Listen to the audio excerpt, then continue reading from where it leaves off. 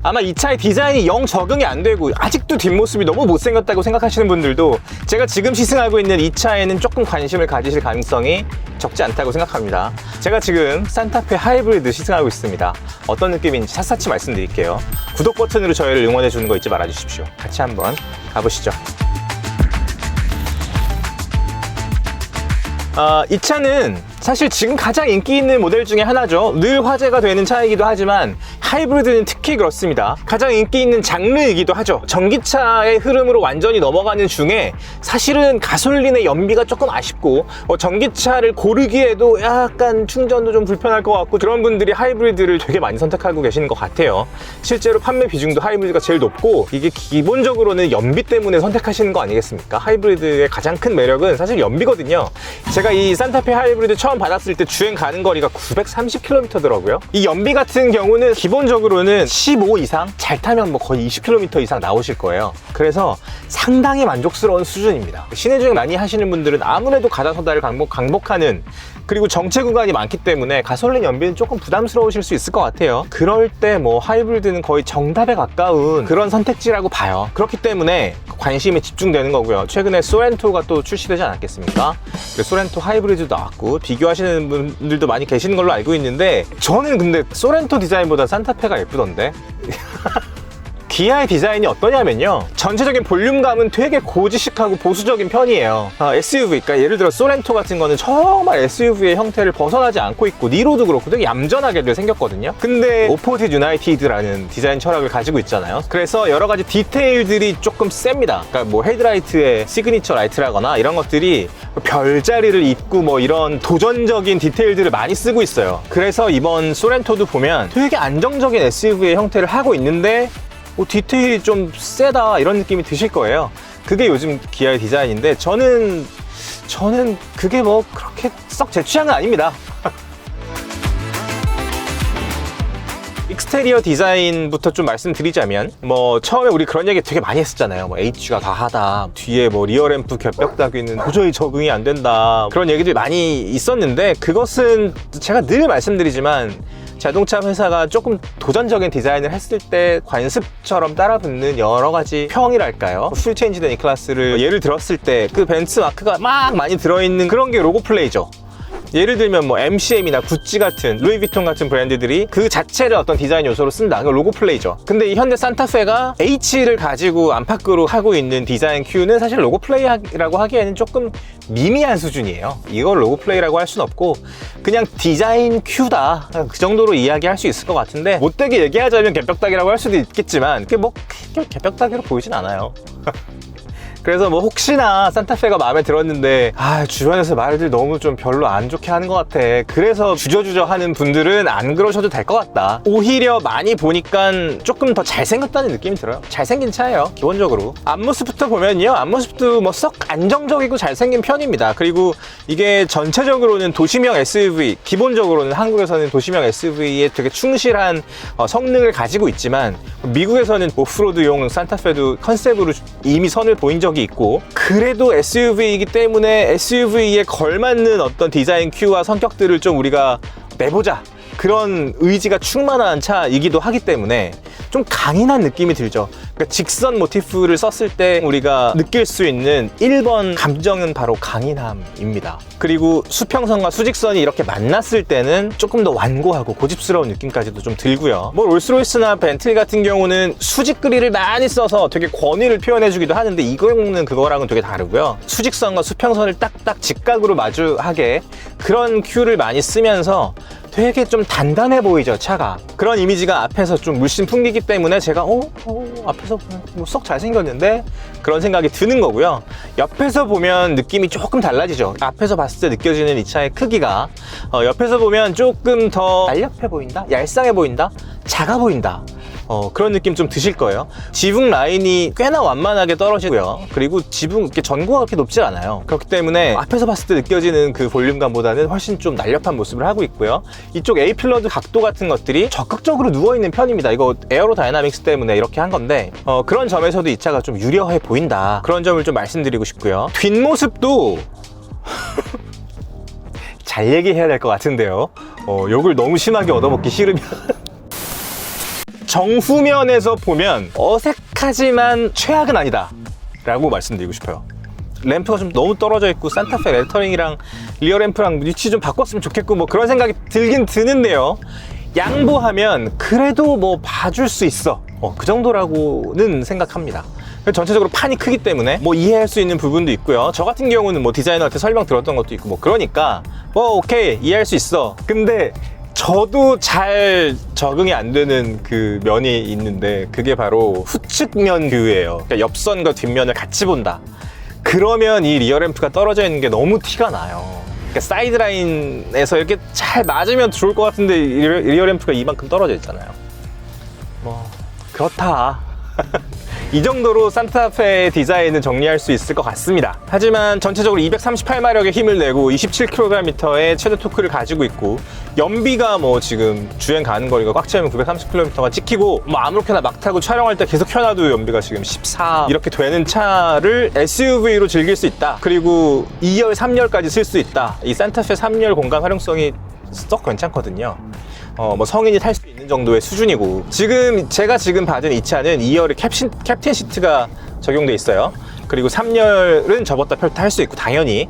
그래서 이건 좀 고급스러운 옵션이지만 저 같은 경우는 만약에 고른다면 이륜 하이브리드 5인승으로 골라서 뭔가 가족차로 좀 활용하면 너무너무 좋겠다.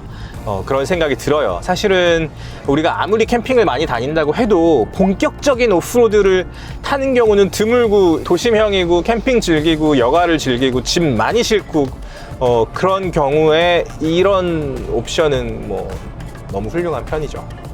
제가 세컨카 고민하고 있다, 이 가족이 생겼을 때 뭐 아이랑 어떻게 탈지 뭐 이런 고민들을 하고 있다고 했을 때 그냥 산타페로 가시죠 라고 이야기해 주시는 분들 되게 많았는데요, 타면 탈수록 그런 조언을 왜 하셨는지 이해하게 되기도 합니다. 아 진짜 이 넉넉함 어쩔 건지 모르겠어요. 이 넉넉함은 정말 좀 마음이 너무 푸근해지는 넉넉함이랄까, 그런 매력은 너무너무 느낄 수 있습니다. 그리고 제가 이 소렌토랑 산타페를 이렇게 놓고 비교를 했을 때 산타페를 선택하고 싶은 두 번째 이유가 있는데요, 그거는 인테리어예요. 현대 인테리어 디자인 되게 잘합니다. 이거 거의 뭐 완성된 디자인 큐라고 생각하고, 만약에 개선을 한다면 뭐 버튼의 품질이라거나 그런 데서 고급감을 조금씩 준다면 거의 4천만 원 중반, 뭐 거의 5천만 원까지 이 차를 그 돈을 내고 샀을 때 느끼는 만족감이 훨씬 커지겠죠. 그래서 그런 정도의 어떤 개선, 이거를 좀 부탁드리고 싶은 마음은 있는데, 전체적인 디자인 큐나 인터페이스나 이런 것들을 개선해야 된다 이런 생각은 거의 들지 않아요. 그리고 곳곳에 편의 장치들도 되게 많죠. C타입 충전 포트도 많고요. 뒷좌석에 뭐 220V 아울렛도 있고, 거주성은 되게 높은 편이고요. 산타페의 공간 활용성은 제가 이미 내연기관 리뷰할 때 진짜 많은 욕을 먹으면서 말씀드렸던 적이 있습니다. 이거 그래서 사실 막 그렇게 길게 이 차에 대해서 말씀드릴 것들은 그 기본적인 장르랄까? 기본적인 특징들은 이미 제가 다 말씀을 드렸고요. 그리고 내연기관이랑 하이브리드랑 다른 게 몇 가지가 있는데요. 일단 휠이 달라요. 하이브리드 전용 휠이 들어가 있어서 18인치 휠이고요. 사륜은 20인치 휠이 들어가죠. 그리고 좀 더 화려한 휠이 들어가는데, 이 하이브리드 2륜에 들어가는 이 휠이 나쁘지 않습니다. 지금 1.6 하이브리드를 시승하면서 만약에 플러그인 하이브리드의 느낌을 기대하셨다면 그런 느낌은 좀 접어두시는 게 좋을 것 같습니다. 예를 들어 우리가 지금 플러그인 하이브리드가 있고 마일드 하이브리드가 있고 하이브리드가 있는데, 이 중에서 전기 모터가 가장 소극적으로 개입하는 게 마일드 하이브리드일 거고, 그 다음에 이제 하이브리드가 될 거고, 다음에 이제 플러그인 하이브리드, 배터리의 크기에 따라서 거의 전기차처럼 일상을 소화할 수 있는 차가 플러그인 하이브리드일 텐데요. 지금 이 하이브리드 같은 경우는 전기 모터만으로 달릴 수 있는 거리는 되게 짧아요. 그거는 뭐 프리우스라도 마찬가지. 시속 뭐 20-30km 정도까지 전기 모터가 책임을 진다, 뭐 이 정도로 생각하시면 될 것 같고, 약간 가속하면 바로 엔진이 깨어나죠. 하지만 이제 화력 주행할 때, 그럴 때 이제 전기 모터가 살짝 힘을 보태주는 감각이 되게 괜찮고, 그럴 때 전반적으로 가솔린을 많이 아낄 수 있는 거죠. 그것은 이 프로그램으로 최적화되어 있는 것이고, 그렇기 때문에 만약에 내가 좀 더 전기차의 느낌? 조용하게 달리고 가솔린 엔진 잘 안 돌아가고 그런 느낌을 기대하셨다면 플러그인 하이브리드를 혹은 전기차를 사시는 게 맞죠. 하이브리드는 기본적으로 내연기관이고 내연기관 성격이 훨씬 더 강하고, 하지만 전기 모터가 여러 가지 연비의 도움을 빡시게 준다. 그 정도로 이해하시는 게 합리적입니다. 만약에 이 공간과 이 산타페의 여러 가지 익스테리어, 인테리어 이걸 다 가지고 즐기면서 연비까지 챙긴다, 그런 관점에서 접근하고 싶을 때 하이브리드가 제일 좋은 선택지가 되겠죠. 여기서 마지막 질문을 드리고 싶은데요. 자, 이게 지금 가격이 3천만 원대 후반부터 4천 중후반까지 간단 말이에요.